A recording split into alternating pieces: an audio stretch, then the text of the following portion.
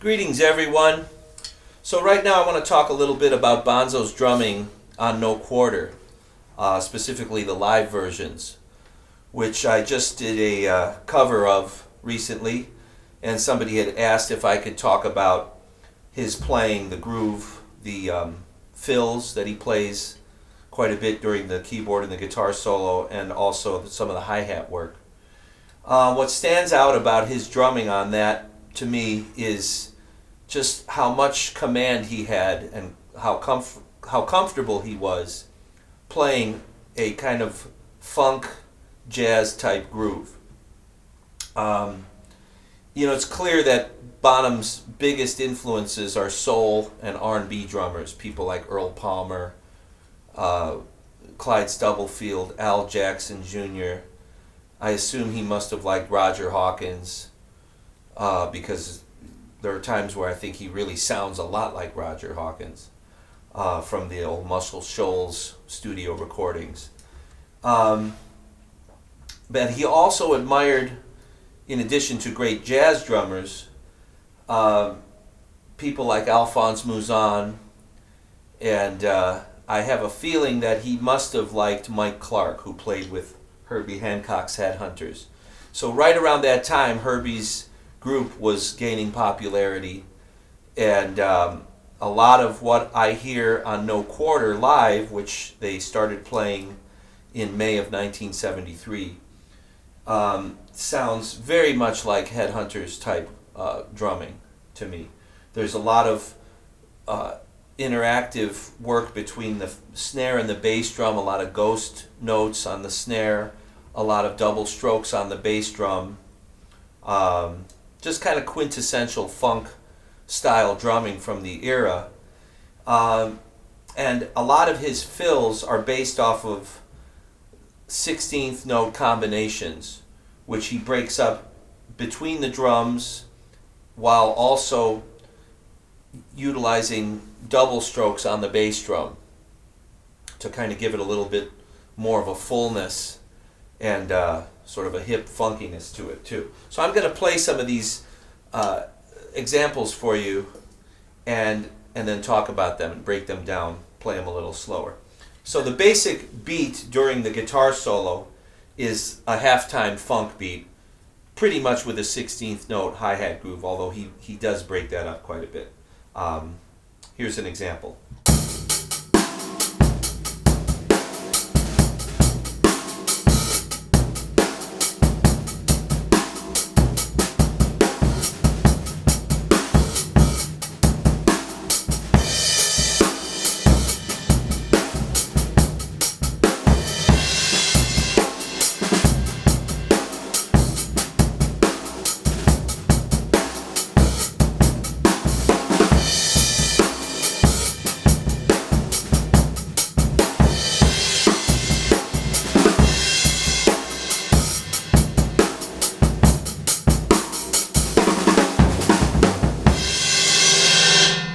Okay, so for example, that fill that I just played is not necessarily note for note what he plays on the soundtrack version, but it's very similar. And that is, the fill is a one-bar fill, all alternating right hand, left hand, single strokes, and it's played like this. Okay, so I'm playing.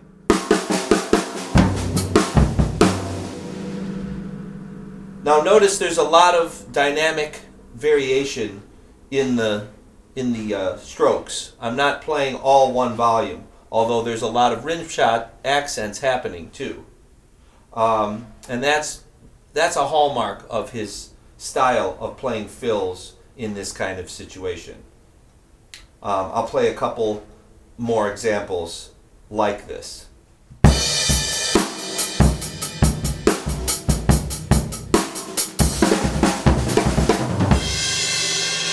Now there, the fill is starting out with two rimshot accents, two 16th notes, and I keep playing, but the next two 16th notes are much softer. So it's,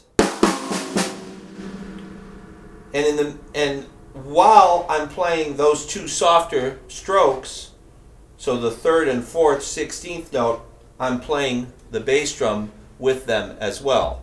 So that sounds something like this. Now, a good practice to get accustomed to feeling this kind of fill, good thing to practice is simply practicing playing 16th notes, accenting the first two 16ths of each 4-note grouping with rim shots, and playing the bass drum simultaneously with the snare strokes on the third and fourth 16th note of each grouping. And that sounds like this. 1, 2, 3, 4.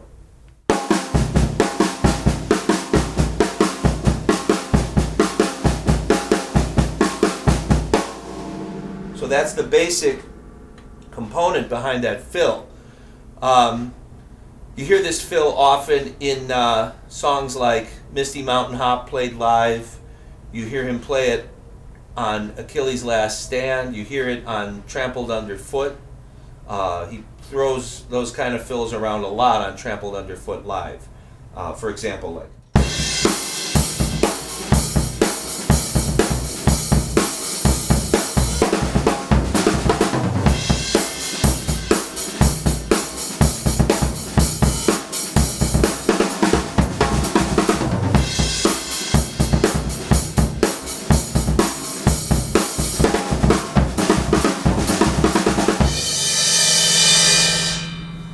Okay, so again, that's basically coming off of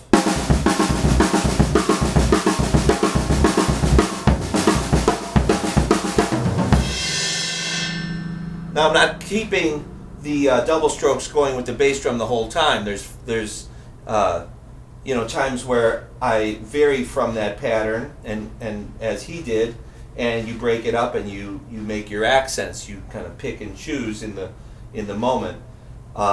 But to get comfortable with it, it's a good thing to practice, to just play the 16th notes as I just demonstrated like this.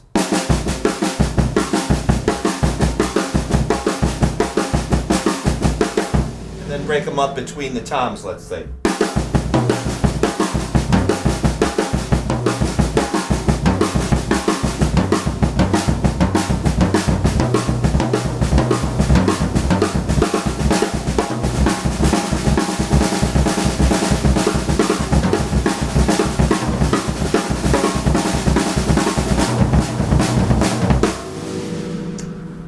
Okay, so there's an example of kind of some of the basic components of the fills that you're hearing a lot in no quarter.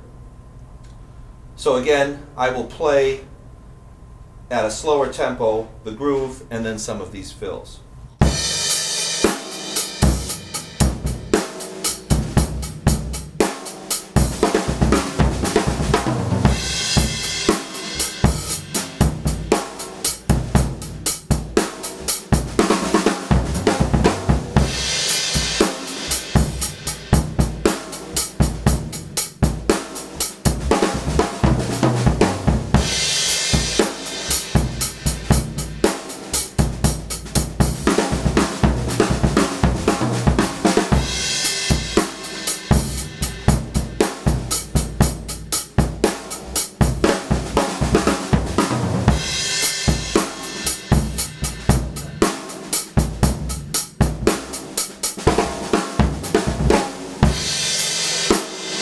Now, do you see how you can make a lot of different fills out of that core motif? There's a lot of possibilities with it. You can start it with a flam, like I did on one of those. I think I started like this. You can lead into it with a double stroke on the bass drum.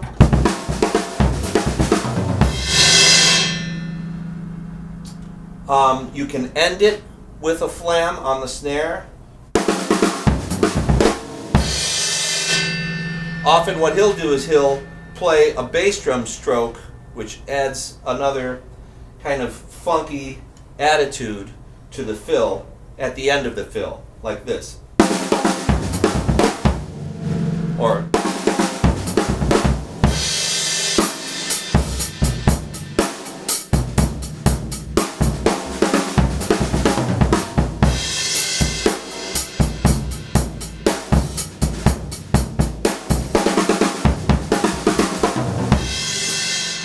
that's the basic 16th note Bonham-esque fill that you hear often in no quarter. Now what you also hear is he's doing a lot of very subtle hi-hat work, and this is what really reminds me of the Mike Clark type thing. This kind of thing.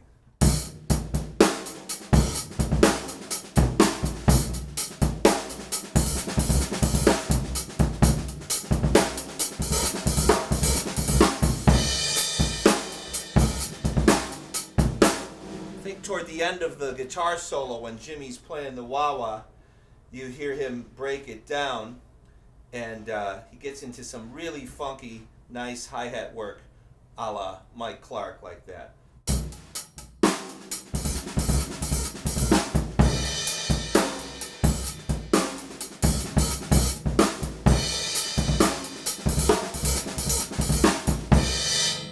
Now right there, what's happening is it's kind of like a double stroke between the hi-hat and the snare drum, but the bass drum is playing off the beats as well.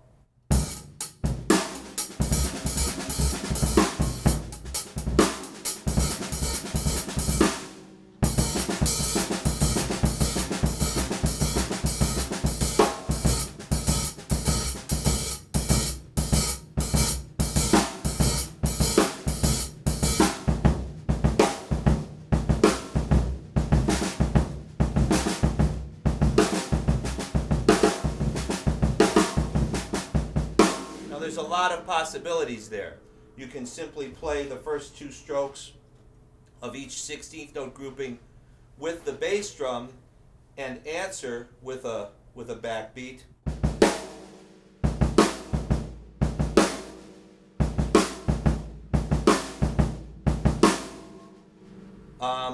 Which he does, but he also often plays double strokes with the left hand.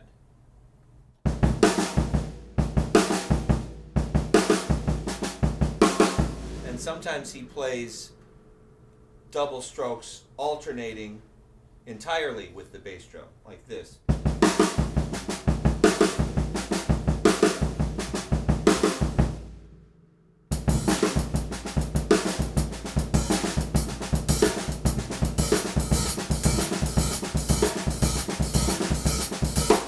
Now this is a little bit of a tricky rhythm to get down because the hi-hat is kind of subtly phrased, really. He's not just going.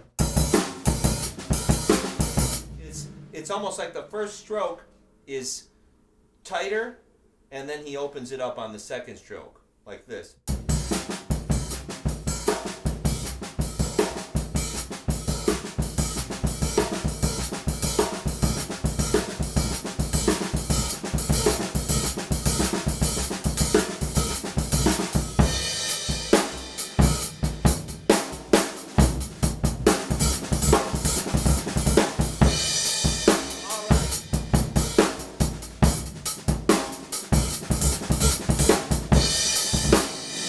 Now, he also plays, just sticking with the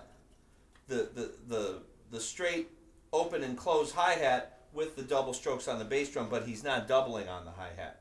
He's playing single strokes like this.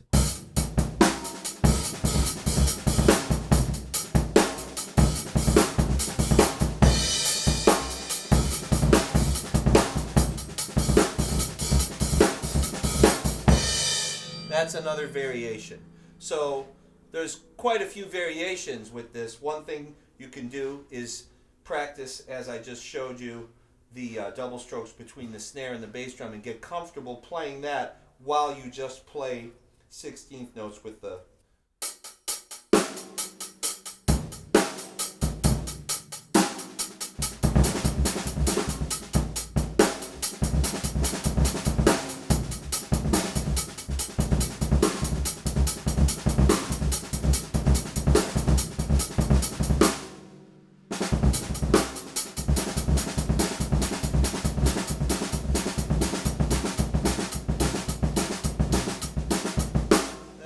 good exercise to do, simply playing double strokes between bass and snare while keeping the 16th notes tight on the hi-hat.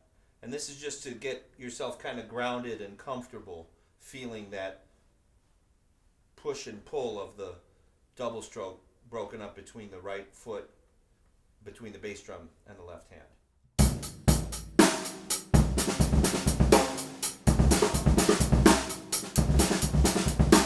And experiment with different volumes and phrasing with your left hand. You know, you can play them all in the middle of the drum when you're getting started, just to get comfortable with it, and then try to insert some accents like this.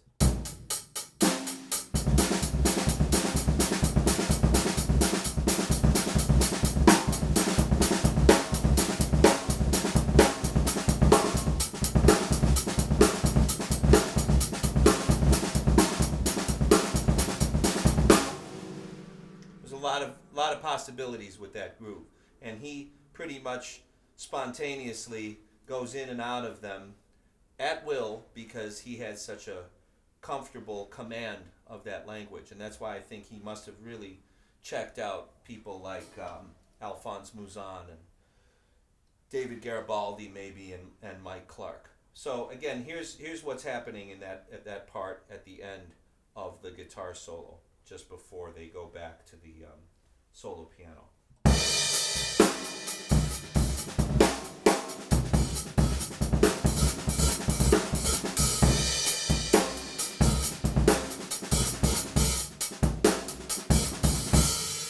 Now right there, that's just simply playing double strokes with the left hand and syncopating the hi-hat like this.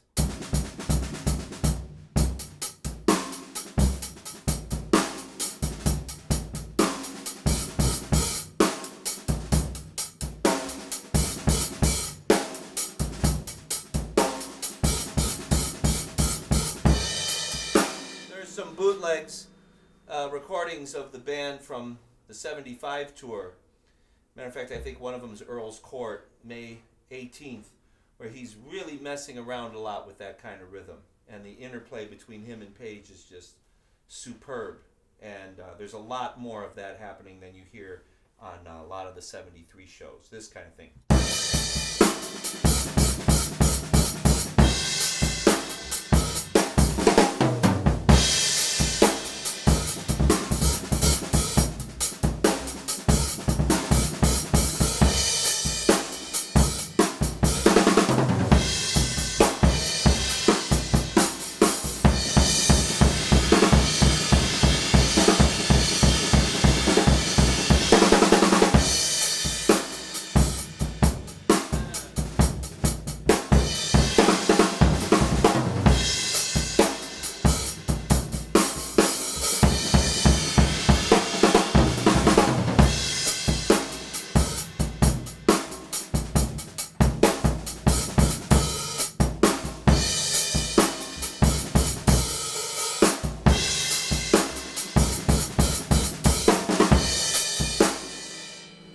Okay, so I hope that gives you a little more insight into the tremendous, funky, interactive drumming that Bonzo would employ on No Quarter when he played it live.